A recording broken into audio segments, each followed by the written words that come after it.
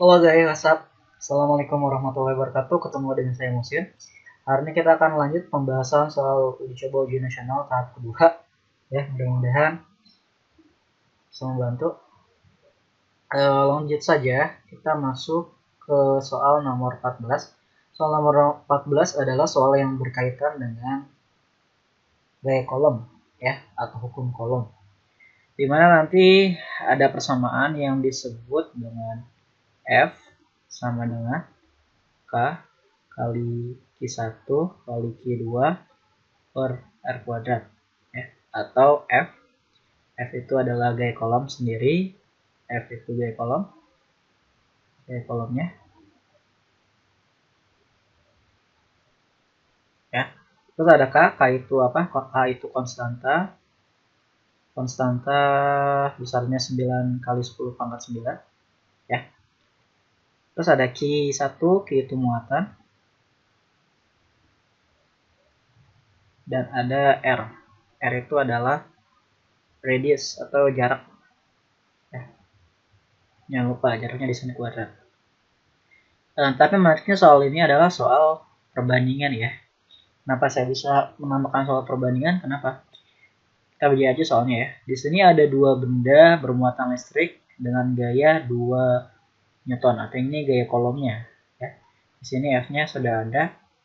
Jika muatan kedua benda, ya, masing-masing diperbesar 2 kalinya. Nah, artinya ini udah masuk ke soal perbandingan. Artinya benda yang mula-mula sekian itu akan diperbesar jadi 2 kalinya muatannya, ya. Terus jaraknya dekatkan jadi setengah kali jarak semula, ya.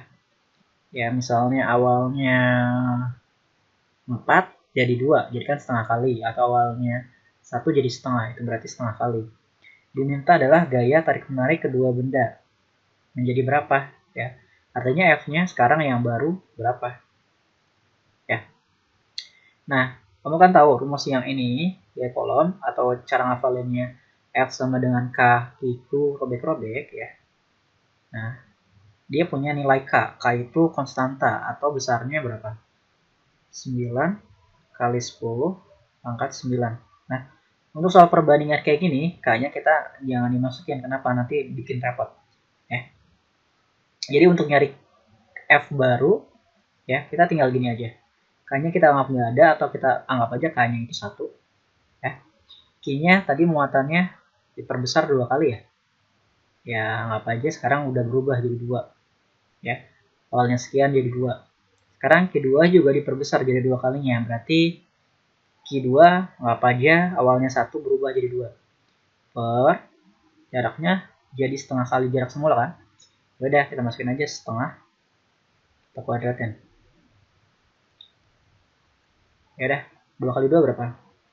4 per setengah pangkat 2, itu kan 1/4.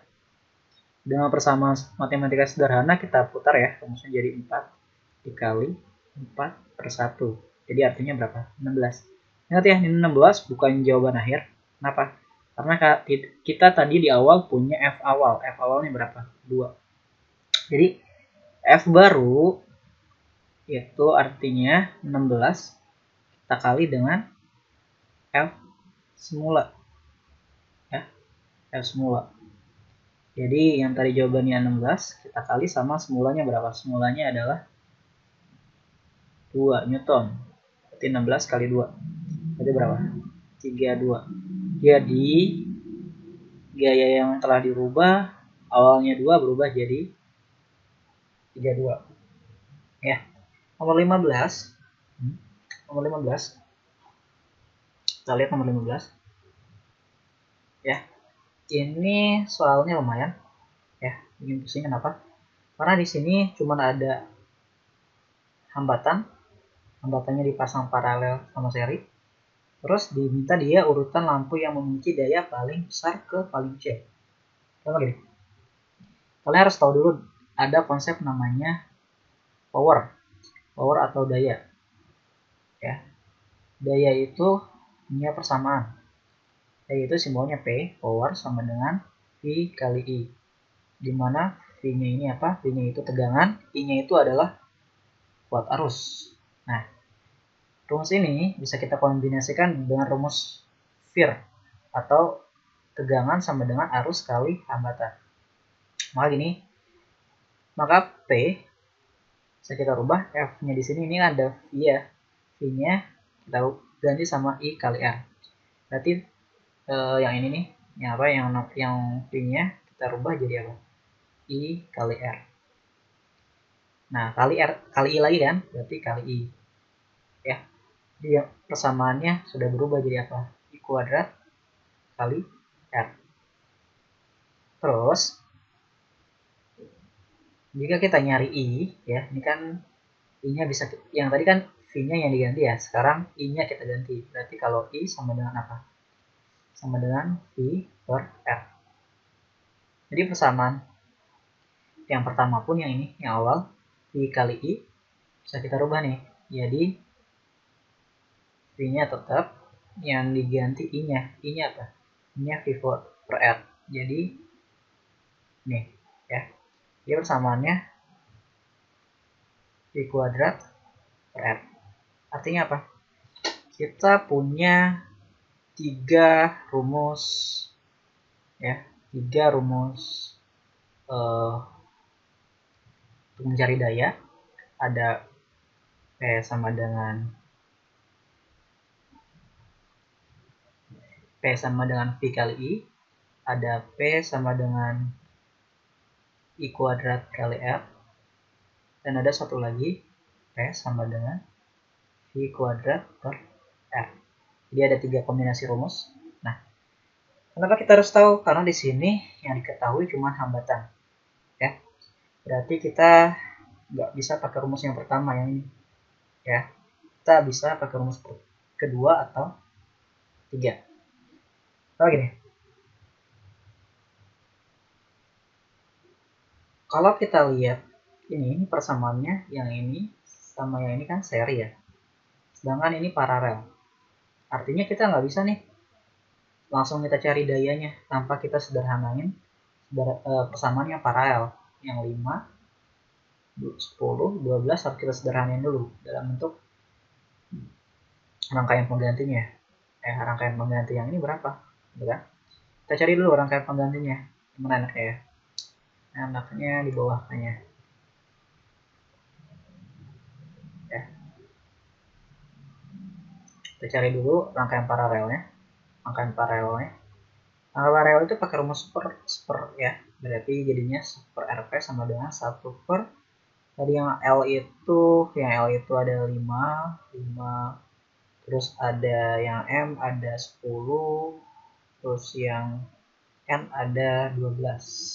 Kita cari KPK-nya. KPK-nya berapa nih? 5, 10, 12, 60 aja ya. 60 bagi 5, 12. 60 bagi 10, 6. 60 bagi 12, 5. Per R penggantinya. Berarti per RP sama dengan berapa? 12 tambah 5, 12 tambah 6, 18. 18 tambah 5, 23. 23 per 60. Ya. Nah, berarti RP-nya tinggal kamu balik aja. RP-nya adalah berapa? Adalah 60 bagi 23. 60 bagi 23. Coba dihitung dulu. 60 bagi 23. Berapa? Coba itu. Yap. Sekitar 2,6. Jadi, kalau rangkaiannya kita rubah, ya. Rangkaiannya ini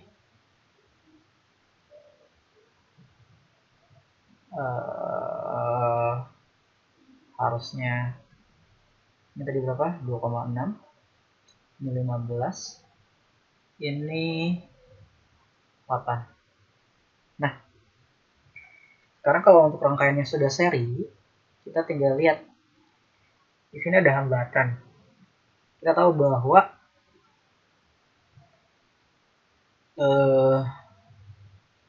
untuk rangkaian seri arus nggak ada pembagian arus ya. Kalau rangkaian seri itu arusnya sama, berarti kita bisa pakai rumus kedua, ya. Jadi I kuadrat kali R. Lihat deh, kalau rangkaian seri, ya, I kuadrat kali R artinya apa? Semakin R-nya kan di atas ya. Semakin R-nya besar, itu maka dayanya semakin besar. Jadi gini, gampang gini. Saya buat catatan. Kalau untuk rangkaian seri, ya, semakin besar hambatan atau R, maka daya besar. Daya besar. Jadi artinya kalau R besar, P juga besar. Ngomong gitu. Jadi kita tinggal lihat 15 paling besar kan? Ya. Artinya dia pasti lampunya yang paling terang, ya. Terus yang kedua siapa? Yang kedua adalah 8. Ini posisinya gini. Jadi posisinya ini yang O itu jadi pertama. Terus yang kedua adalah yang K. Terakhir ini yang 2,6. 26 adalah yang LMN yang telah kita gabung. Nah, kalau rangkaiannya paralel, ya, yang LMN ini, yang 2,6 ini, kita lihat lagi ke semula.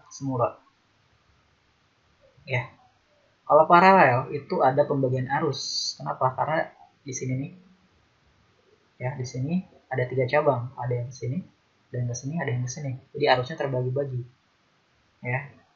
Jadi kalau paralel kamu bisa pakai rumus yang ini, rumus yang ketiga. Ya.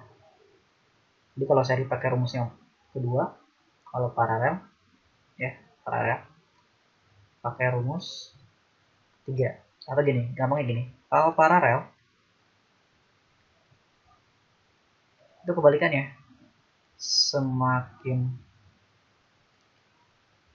besar, semakin kecil aja ya, semakin kecil hambatan,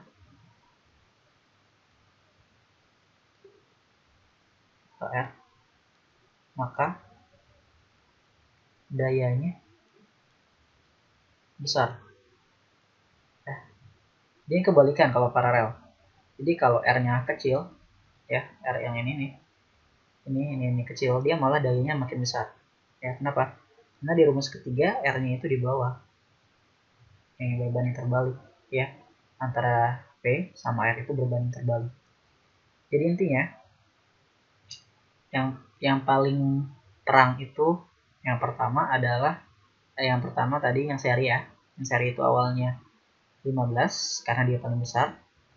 Yang kedua adalah yang 8 yang K. Nah, yang ketiga kita cari yang paling kecil kalau ini paralel.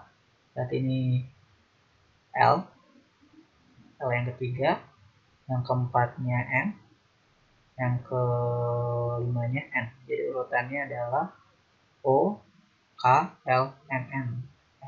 Ingat-ingat di sini ya, kuncinya di sini. Kalau seri semakin besar hambatan, daya semakin besar. Kalau paralel, kamu tinggal cari hambatannya yang kecil. Itu paling gede.